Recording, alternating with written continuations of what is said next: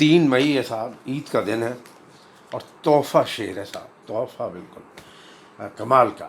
207 number غزل ہے اور سین کا ردیف ہے چل رہا ہے، یعنی کمال شعر ہے.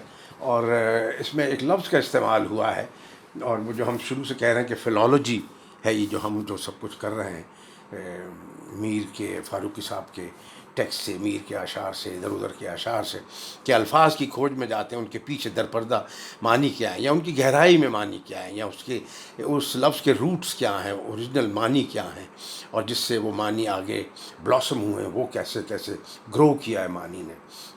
شعر پہ آتے ہیں، پھر کچھ اشعار اس کے ارد گرد پڑھیں گے مزے مزے کے، پھر دیکھیں گے فاروقی صاحب کہہ رہے ہیں، اور آپ کو شیر خورمہ کھانے کے لیے کہیں گے کہ وہ شروع کر دیجیے.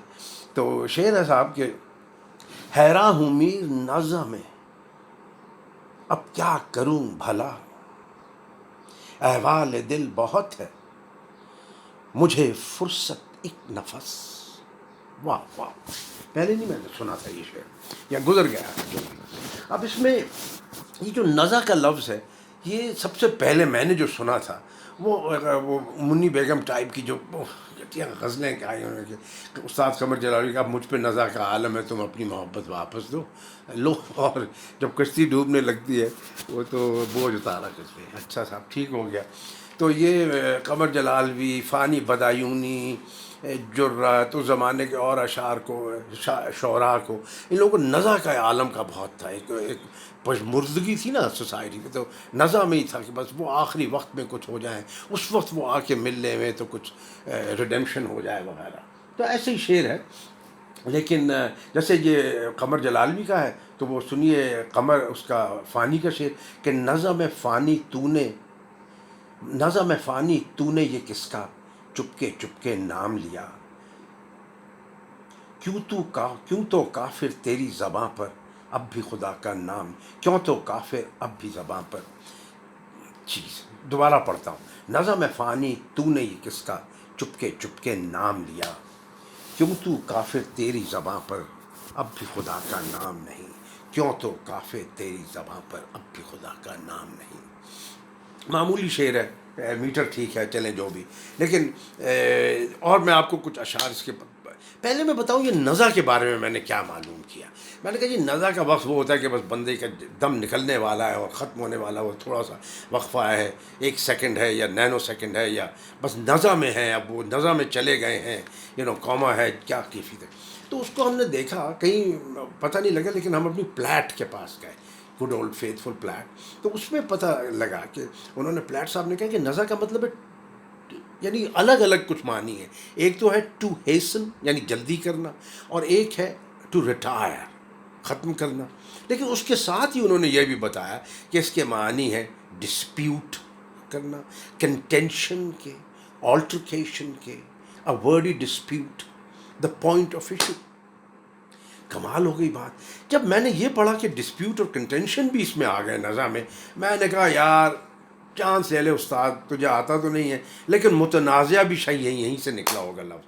اور یہ ایسے ہی ہوا جناب. صفحہ نمبر 1136 پلیٹ کی ڈکشنری میں انہوں نے کہا جی متنازع جو ہے یہ نزا سے نکلا ہے اور ڈسپیوٹ سے ہے یہ لفظ. تو اس کے تو مطلب بدل گیا کہ نزا کے عالم میں ڈسپیوٹ کس چیز کا ہوتا ہے. تو ایک تو ڈسپیوٹ ہو گیا نا کہ جی بہت سارے خیالات ہیں انہوں نے کرنا ہے، اور دوسری طرف زندگی جلدی جلدی ختم ہو رہی ہے، وہ کنٹینشن ہے. تو یہ جو اپوزٹس ہیں، جو اسٹیسس آ جاتا ہے زندگی میں بار بار ہر لمحے یا بہت بہت دن کے بعد، یہ سب سے زیادہ کریٹیو چیز ہے. ہم نے جب ریٹرک پڑھی تھی تو اس میں اس کی ایک شاخ تھی ایرسٹک ریٹرک. بڑے دن سے اس کو دیکھا نہیں تھا، لیکن ہیراکلیٹس جو پری سوکریٹک فلاسفر تھے انہوں نے کہا تھا کہ جو کنٹینشن ہے، انٹریکشن بٹوین اپوزٹ جو ہے، وہ اوریجن ہے ہر چینج کا، اس کے بغیر زندگی ہی نہیں ہے. تو اور یہ لفظ جو ہے ایرسٹک، یہ آتا ہے اسٹرائف سے، یعنی ہومر نے جیسے استعمال کیا، تھین سٹرڈ اپ ایرس بٹوین ایگامemnon اینڈ مینیکر. اچھا نزا میں کس چیز کا ہے جی؟ تنازع کس چیز کا ہے، نزا کس چیز کا ہے؟ وہ ہے اب میں نے دیکھا اس شعر میں ایک بات چیت کہ حیراں ہوں میر نزا میں، اب کیا کروں بھلا، احوال دل بہت ہے ایک طرف تو، اور مجھے فرصت ایک نفس کمال، ایک نفس کا استعمال ہے، ایک نفس کی آمد، ایک سانس، ایک لمحہ، جیسا بھی اس کو دیکھ لیجیے. تو مجھے سب سے پہلے اس کا ایک شعر جو مجھے میر کا یاد آیا، میرا ایک بڑا پرانا فیوریٹ شعر ہے جو بالکل اسی کیفیت کا ہے میر کا. اس میں نظر کا استعمال تو نہیں ہے لفظ کا، لیکن بات یہی ہے کہ صد حرف، قلم نکال لیجیے، کمال شعر ہے. صد حرف زیر خاک تہ دل چلے گئے، فرصت نہ دی اجل نے ہمیں ایک بات کی. اس میں جو ایک بات کہا ہے نا، وہ کمال اس میں ابہام ہے کہ یہ تو ایک بات کی، یا ایک بھی بات کی، یا ایک بات کی جو ہماری ساری زندگی میں ایک ہی بات اہم تھی، اس بات کی نہیں ملی. ہم اور بہت باتیں کرتے رہے، ہاں ہاں ہاں، لیکن ایک بات کی اجل نے نہیں دی فرصت. وہ ارجنسی ایسی تھی بھائی، واہ واہ واہ، بہت مزہ آیا. جب فانی اور اس کا قمر جلالوی کے شعر آپ کو معمولی سے سنا ہے، بتائیں اس میں داغ کا بھی ایک بتا دیتے ہیں کہ ہچکیاں داغ دم نظر چلی آتی ہیں. چلی آتی ہیں، اچھا استعمال ہوا.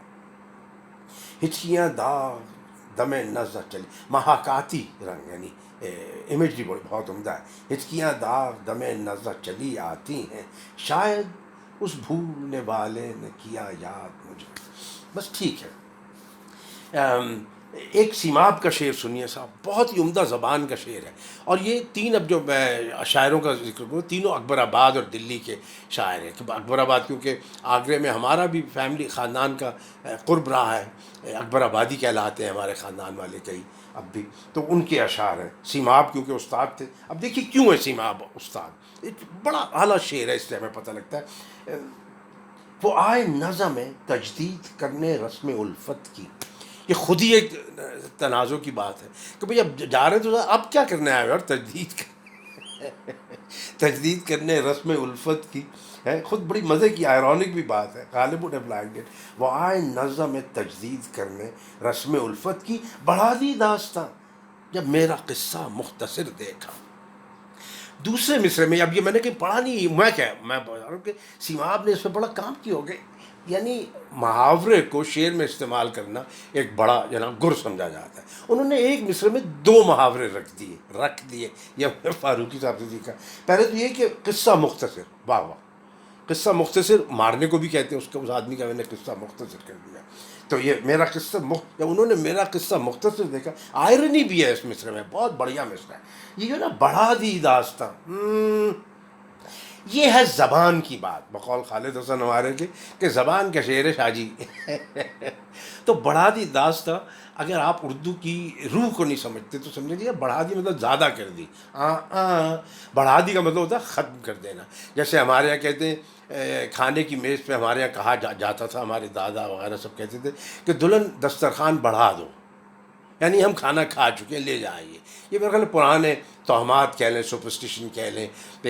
دنیا میں ایک دن میں بات قبول دعا کا وقت ہوتا ہے، تو آپ نے کہا کھانا اٹھا لو، تو کوئی کھانا سچ مچ نہ اٹھ جائے غالباً، اگر اس کی آپ وہ کریں تو یہ مطلب ہو. لیکن خوب شعر تھا، بڑھا دی داستاں جب میرا قصہ مختصر دیکھا. اب غالب کے شعر دیکھیں صاحب، کے نزا پہ ایسا شعر کوئی لکھ سکتا ہے بھلا؟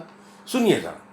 ہو کشمکش، ہو کشمکش نظم یا جذب محبت، یعنی جنگ و جدل ہو جائے نظم میں. اب کہہ رہے ہیں متنازع والی بات غالب نے کیسی ٹھہرائی یہاں پہ، کیسی رکھی کہ جذب محبت جو ہے وہ ہے نزا، وہ ہے تنازع کا مقام. ہو کشمکش نظم یا جذب محبت، کہتے ہیں ایسا مارکا ہو، کچھ کہہ نہ سکوں پردہ، کچھ کہہ نہ سکوں پر وہ میرے پوچھنے کو آئے. کچھ کہہ نہ سکوں ایک طرف تو، پر وہ میرے پوچھ، کیا ٹینشن کا ٹائم ہوگا کہ وہ آ جائیں اور میں کچھ کہہ نہ سکوں. اور بھئی واہ واہ، کیا لمحہ غالب نے نکالا ہے. ہوں کشمکش نظم یہاں جذب محبت، کچھ کہہ نہ سکوں پر وہ میرے پوچھنے کو آئے. بھئی بہت اعلیٰ، بہت بات کر سکتا ہوں، وقت نہیں ہے. کیونکہ غالب کا، اسد اللہ کا ایک اور شعر ہے نزا کا کہ کیا کہنے. اسد ہے نزا میں چل بے وفا برائے خدا، واہ واہ. اسد ہے نزا میں چل بے وفا برائے خدا، مقام ترک حجاب و وداع تمکین ہے. آہ ہا ہا. تو نزا میں وہ جنگ و جدل کا عالم ہوتا ہے کہ جو دنیاوی باتیں ہیں، جن میں حجاب ہوتا ہے، منڈین روزمرہ کی چیزیں، وہ اس وہاں پہ ختم ہو جاتی ہیں. اب جان ایلیا مجھے کہا کرتا بنیادی بات کا وقت آ گیا صوفی تیرے ساتھ. ترک حجاب و وداع تمکین یعنی جو گریڈیشنز ہوتی ہیں، فارمیلٹیز، ڈگنیٹی، پاور وغیرہ کے ڈفرینسز، وہ ختم کر گئے، کولیپس کر گئے. اب اسد ہے نظم چل بے وفا برائے خدا. کیا مصرع ہے، مقام ترک حجاب و وداع تمکین ہے. وقت نہیں ہے، چلتے ہیں. نظیر کا ایک شعر سنا دیں آپ کو. نظم چشم کو دیدار سے محروم نہ کر، ورنہ تا حشر یہ دیکھیں گی تیری راہ ہمیاں. ایک شعر میں 2 دفعہ نظر ایک غزل میں استعمال کیا انہوں نے. جب دم نظر نہ آیا وہ ستم گر تو نظیر، مر گیا کہہ کہ یہ حسرت زدہ اے واہ امیر. میں ڈسکشن نہیں کر رہا ٹائم کی وجہ سے، لیکن اسی غزل میں ایک شعر سنیے جناب. اور اس میں نظر نہیں ہے لیکن شعر سنے کیا ہے. لیکن اتنا ہے کہ اس چاہ میں دریا ہے کئی، ایسے ایسے کئی ہیں جن کی نہیں تھا ہمیاں. بھائی واہ واہ. اب چاہ کو جو استعمال کیا نا کنویں کے سینس میں بھی اور محبت کے سینس میں بھی، اور دونوں کیونکہ ایک ہی ہے کہ اس چاہ میں، اس محبت میں اور اس کنویں میں دریا ہیں، اور ایسے ایسے جن کی نہیں تھا ہمیاں. اس لیے میاں نذیر جو ہیں وہ میاں نذیر ہی ہیں، ان کے مقابلے پہ کیا آئے گا کوئی. بے نظیر ہیں. ہاں. تو اب دیکھیے صاحب یہ کیا کہہ رہے ہیں فاروقی صاحب، اور اس کو ختم کرتے ہیں ہم. یہاں بھی کنائے کی خوبصورتی نے مضمون کی تازگی کو بلند تر کر دیا ہے، حالانکہ اس کی بنیاد معمولی لفظ پر ہے. میں حیران ہوں کہ فاروقی صاحب نے نظر کو معمولی لفظ کہا ہے. unless he has been ironical which doesn't show، لگتا نہیں ہے. شعر کا بنیادی لفظ نزع ہے، یعنی تمام زندگی تو احوال دل کہنے کا موقع نہ تھا، یا ہمت نہ دی، یا کسی نہ کسی طرح ضبط کرتے رہے، یا سوچتے رہے کہ آخری وقت میں کہیں گے. اب جو آخری وقت آیا تو معلوم ہوا کہنے کو بہت کچھ ہے اور فرصت بالکل نہیں. یہ تو سامنے کی بات ہے. نزع کو ایک نفس فرصت کہنا بھی خوب ہے. مان لیا صاحب. یہ جو مجھے بھی بہت پسند ہے، مجھے فرصت ایک نفس. انجام بہرحال یہ ہوا احوال دل ظاہر نہ کر سکے. ناکامی کا پہلو یہ ہے کہ اظہار احوال کو جس موقع کے لیے اٹھا رکھا تھا وہ موقع اس قدر ناکافی ثابت ہوا کہ گویا آیا ہی نہیں. ایک معنی یہ بھی ممکن ہے کہ نزع کے عالم میں دل پر جو گزرتی ہے اس کا بیان مقصود تھا، لیکن احوال کی کثرت تھی اور فرصت بہت کم. ٹھیک. دونوں طرح سے مضمون میں ندرت ہے. یہ امکان بھی ہے کہ زندگی بھر دل کا احوال کہتے رہے، مثلاً اشعار میں یا لوگوں سے اور دوستوں سے، یہاں تک کہ دم آخر آ پہنچا اور اب بھی دل کا احوال بہت ہے. اس بات کی وضاحت نہ کر کے کہ دل کا احوال کس سے کہتے رہے یا کس سے کہنا چاہتے تھے، شعر میں عجیب مجنونانہ بے چارگی کی کیفیت پیدا کر دی ہے. یہ نقطہ خوب نکالا فاروقی صاحب.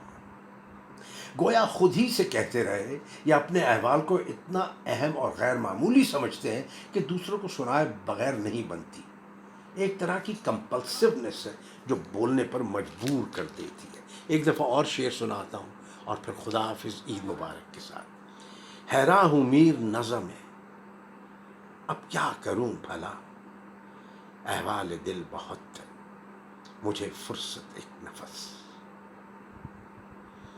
صد حرف زیر خاک، صد حرف زیر خاک تہے دل چلے گئے، فرصت نہ دی اجل نے ہمیں ایک بات کی.